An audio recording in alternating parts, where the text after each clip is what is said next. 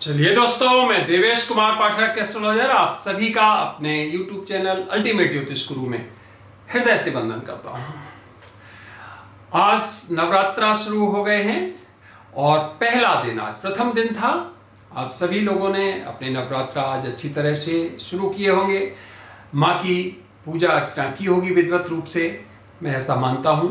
माँ आप सभी को अपना आशीर्वाद दे, आशीष दे, आप सब खुश रहें, प्रसन्न रहें, दुनिया में शांति रहे और सभी लोग समृद्ध रहें। ये कामना कर सकते हैं हम। बाकी तो आपको पता ही है कि क्या डेस्टिन्ड है और क्या होना है।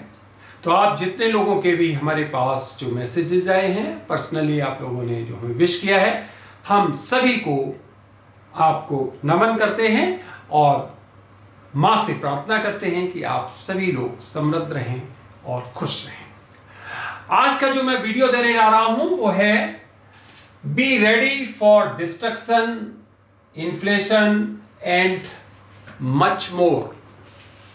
सबसे पहले मैंने डिस्ट्रक्शन का नाम लिया है। डिस्ट्रक्शन इसलिए कि जब डिस्ट्रक्शन होगा, जब संहार होगा, बर्बादी होगी, तो अपने साथ कई चीजों को लाएगी। क्या क्या लाएगी, क्या क्या हमें दिखाई दे रहा है, क्या हमारा पूरा जो हमने पहले से रिसर्च वर्क तैयार किया हुआ है उसमें आगे क्या होगा। क्योंकि युद्ध तक हम आ गए, जहां तक हमने जो जो भविष्यवाणियां की थी, प्रेडिक्शंस किए थे, वहां से गुजरते गुजरते गुजरते अब हम कहां तक आ गए हैं। डायरेक्ट एंट्री हो गई है ईरान की। इसका मतलब डायरेक्ट कन्फ्रंटेशन तक हम पहुंच गए। इसके आगे क्या होने वाला है वो समझिए। आगे बढ़ने से पहले अगर चैनल सब्सक्राइब नहीं किया है तो चैनल सब्सक्राइब कर लीजिए, क्योंकि यहां पर मैं आपको यूनिक वीडियोस देता हूं, दुनिया के यूनिक वीडियोस, जो कहीं घटित हो रही होती घटनाएं बहुत पहले से उनको बताने का प्रयास करता हूं। और आप देखते होंगे कि घटनाक्रम कुछ उसी तरह घटित होता पाया जाता है। शेयर करिए ग्रुप्स में, और अगर आपको कंटेंट्स अच्छे लगते हैं तो लाइक भी करते रहिए। तो क्या है ऐसा, ये वीडियो मैं क्यों दे रहा हूं, अब मैं इस पर फोकस कर रहा हूं, आपको बता रहा हूं कि क्या क्या आगे होने वाला है। देखिए, जैसा कि मैंने कल आपको एक वीडियो दिया था, उसमें बताया था कि इजराइल जरूर बदला लेगा और पलट के आक्रमण करेगा, वो अटैक करेगा ईरान के ऊपर। तो उसमें क्या क्या होगा, क्या रिजल्ट्स होंगे, तो ध्यान दीजिए कि हमें दिखाई दे रहा है कि इजराइल ईरान के लगभग 35 जो मैं पहले बता चुका हूं, 35 के लगभग पॉइंट्स को उसने फिक्स किया हुआ है और वहां पर आक्रमण करेगा, जिसमें पोर्ट्स होंगे, समुद्री पोर्ट्स, जहां से आपको पता है सामान जाता है, और ईरान से खासकर तेल, पेट्रोलियम और ये सब पदार्थ जाते हैं, क्योंकि ईरान बहुत बड़ा कंट्री ऑयल और गैस रिसोर्सेज के मामले में है, दुनिया में सप्लाई करता है। 20 से 25% केवल ईरान से होता है, इराक भी करता है। तो इस तरह से बहुत ही महत्वपूर्ण देश है पेट्रोलियम पदार्थों के लिए और गैसेस के लिए। तो एक तो उसके पोर्ट्स, जहां से ये सब काम होता है, उन पर सबसे पहले दौर में हमला होगा। साथ ही साथ उसकी रिफाइनरीज में आप देखेंगे आग धधक रही है। आप ईरान में आग ही आग देखेंगे, बस थोड़े समय का और आपको वेट करना है और देखेंगे कि हर तरफ आग आग, जिसको बुझाना मुश्किल पड़ रहा है। और ये कई दौर में होगा, ऐसा नहीं है एक दौर खत्म कर पाओगे जब तक, तब तक दूसरा शुरू हो जाएगा। तीसरा पॉइंट क्या होगा, तीसरा जो एयरपोर्ट्स हैं, जहां से इजराइल को, अमेरिका को ये खतरा है कि ये अपने जेट्स को उड़ा के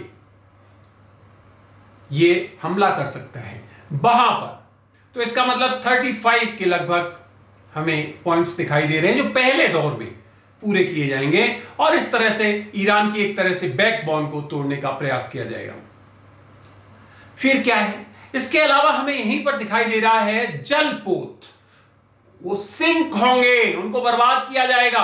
अब वो ईरान के जलपोत हो सकते हैं, इजराइल के हो सकते हैं, अमेरिका के जलपोत हो सकते हैं, उसमें ईरान का हमें ज्यादा लॉस होता दिखाई दे रहा है। तो जलपोत सिंक होंगे, ये भी मैं आपको पहले बता चुका हूं कई बार कि समुद्र में लड़ाई जो है वो अब बहुत भयंकर होने वाली है। तो ध्यान रखना कि ये जलपोत सिंक होंगे, जिसमें बड़े जलपोत, आपको पता है बहुत बहुत कॉस्ट से ये बनते हैं, ये आसान नहीं होते हैं। तो वो डुबोने का हमें पूरा का पूरा यहाँ पर दिखाई दे रहा है, जो हमने अपना रिसर्च किया है उसके अनुसार। और क्या होगा इसके अलावा, आप देखेंगे कि ईरान के द्वारा जो उसके विशेष बनाए गए ड्रोन्स हैं, मिसाइल्स हैं, कुछ मिसाइल्स उसके पास, जैसा कि मैंने बताया, लंबी दूरी की और खतरनाक हैं, कुछ रूस के द्वारा दी गई हैं, उनका प्रयोग भी करेगा और इजराइल को भी नुकसान पहुंचाएगा। अमेरिका के इंस्टॉलेशंस हैं उनको भी नुकसान होगा, ध्यान रखना। वहां पर भी आप देखेंगे कि उसके हमले हो रहे हैं और जितने भी उसके प्रॉक्सीज हैं उनमें जो भी रिसोर्सेज हैं वो सब लग जाएंगे एक साथ इजराइल के ऊपर, अमेरिका के इंस्टॉलेशंस के ऊपर, और इस तरह से ये युद्ध एक तरह से इंटेंसिफाई होगा, बढ़ेगा। लेकिन बहुत दिनों का युद्ध नहीं होगा। उसका कारण है कि ये इन्फेंट्री का युद्ध नहीं होगा, ऑन ग्राउंड्स युद्ध नहीं होगा। ऑन ग्राउंड्स बहुत कम युद्ध होगा, क्योंकि इजराइल और ईरान की जो दूरी है 2000 किलोमीटर से ज़्यादा है, इसलिए आमने सामने वाली लड़ाई बहुत कम होगी। मिसाइल्स के द्वारा, ड्रोन्स के द्वारा, या जो जेट्स हैं उनके द्वारा ये मुख्य लड़ाई होगी, या फिर समुद्री जो पोत हैं उनसे मिसाइल्स को लॉन्च किया जाएगा। तो ये दिखाई दे रहा है कि ये चीजें आपको बहुत जल्दी दिखाई देंगी। जो युद्ध का, जो इजराइल के आक्रमण का हमें समय दिखाई दे रहा है वो इसी 8 तारीख तक दिखाई दे रहा है, 8 अक्टूबर तक दिखाई दे रहा है। और इसमें जो महत्वपूर्ण कालखंड है, जो महत्वपूर्ण डेट्स हैं रादर, एक तो ये 4 तारीख का है, तो आज रात को हो सकता है 4 तारीख का पूरा, आज रात आ जाएगी, आपको पता है 4 तारीख का पूरा कालखंड उसके लिए बहुत ही जिसको कहते हो प्रोडक्टिव दिखाई दे रहा है आक्रमण के लिए।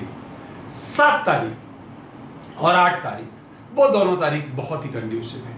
इसका मतलब है इसमें आक्रमण होता दिखाई दे रहा है, और आक्रमण ये वही होगा, रात के समय आक्रमण होगा, जिसमें रात को 1 बजे या उसके बाद में आक्रमण का टाइम दिखाई दे रहा है, या फिर अर्ली मॉर्निंग।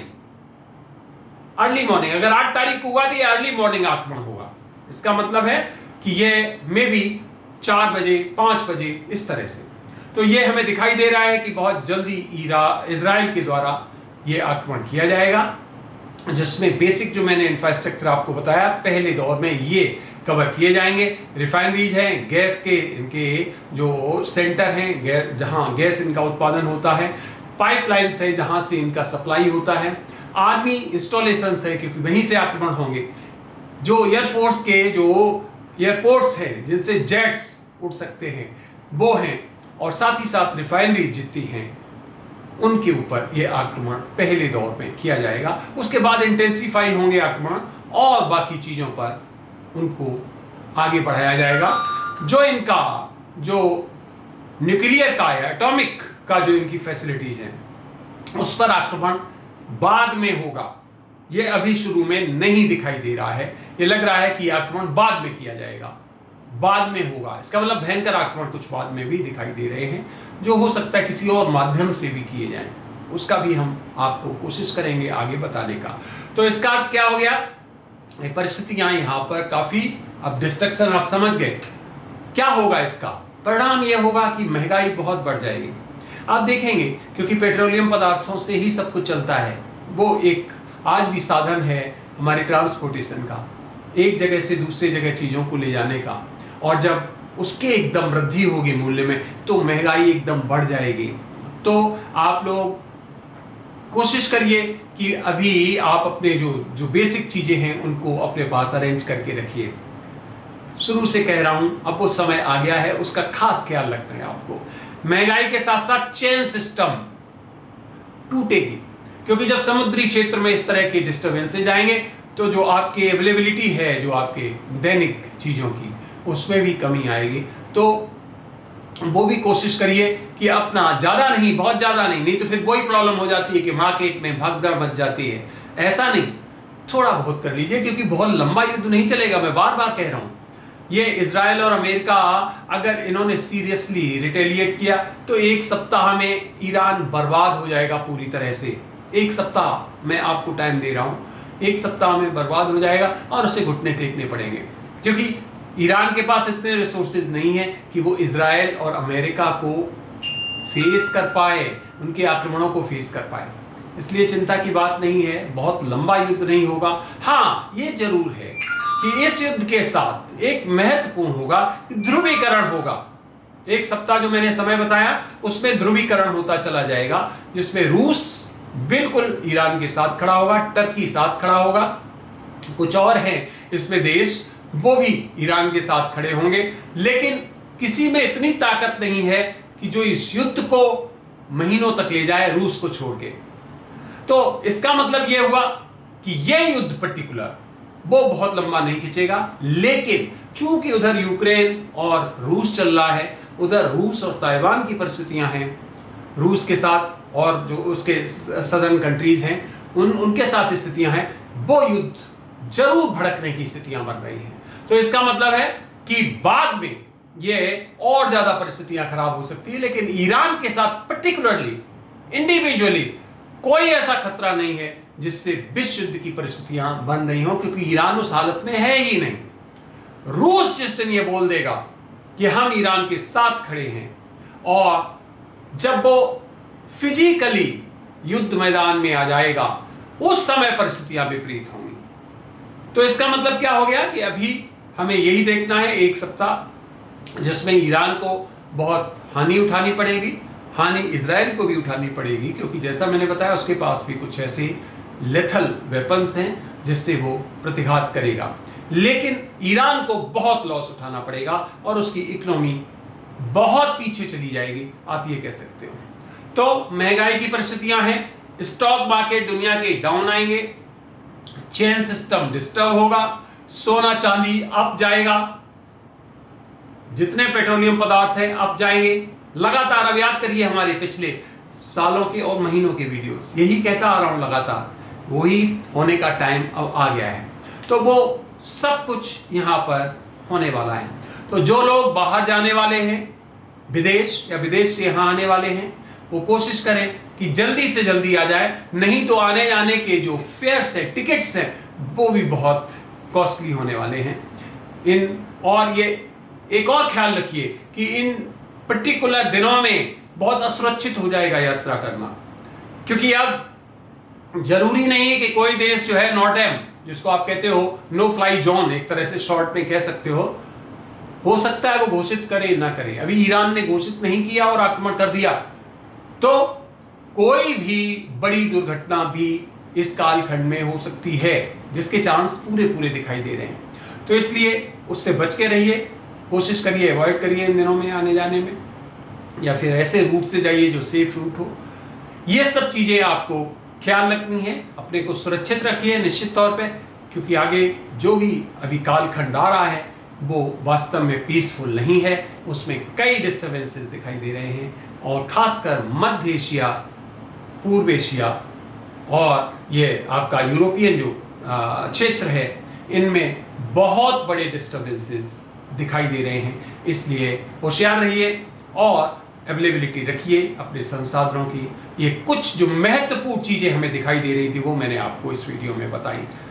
कोशिश करूंगा कि लगातार आपको वीडियोस देता रहूं, जो हमें लगातार जो दिखाई देगा या जो मैंने किया है अभी तक रिसर्च में वो आपको देता रहूं, जिससे आप अपने को सुरक्षित रख सकें। आपने अपना अमूल्य समय दिया, ये वीडियो देखा, उसके लिए बहुत बहुत धन्यवाद। अगला वीडियो हम जल्द ही आपको किसी और महत्वपूर्ण विषय पर देने वाले हैं। तब तक आप सभी को मेरी तरफ से ओम नमः शिवाय, नमस्कार।